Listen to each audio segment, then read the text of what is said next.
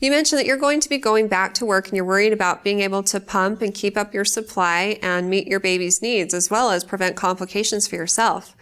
It's definitely possible to continue to breastfeed your baby when you go back to work, but you need to pump about as often as your baby is eating while you're away.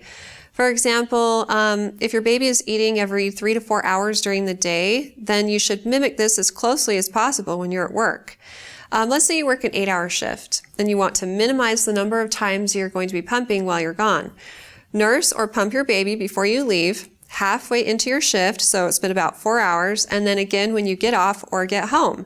And this will keep your body at about a 4-hour incremental pace, and that should help you to keep up with your baby's demands.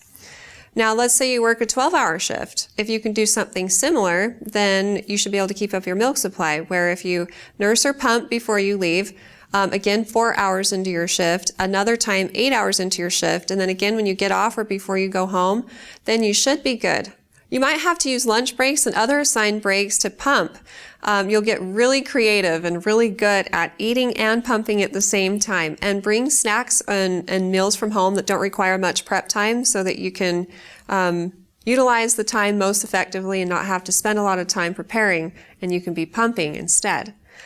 This in and of itself is one of the hurdles that pumping mothers face. They feel like they're so rushed to eat and go to the bathroom and pump in a 15-minute period that they can't relax, and they sit down to pump and milk isn't coming out. And it's not going to come out until your body has a letdown. And this is really easy when you're at home nursing your baby, because your baby's sucking, it stimulates that letdown, but in addition you have all the emotions that go along with that. And that's part of stimulating the letdown as well too. And when you're pumping, you don't have those emotions. In fact, you're usually just rushed, and that adds to the problem.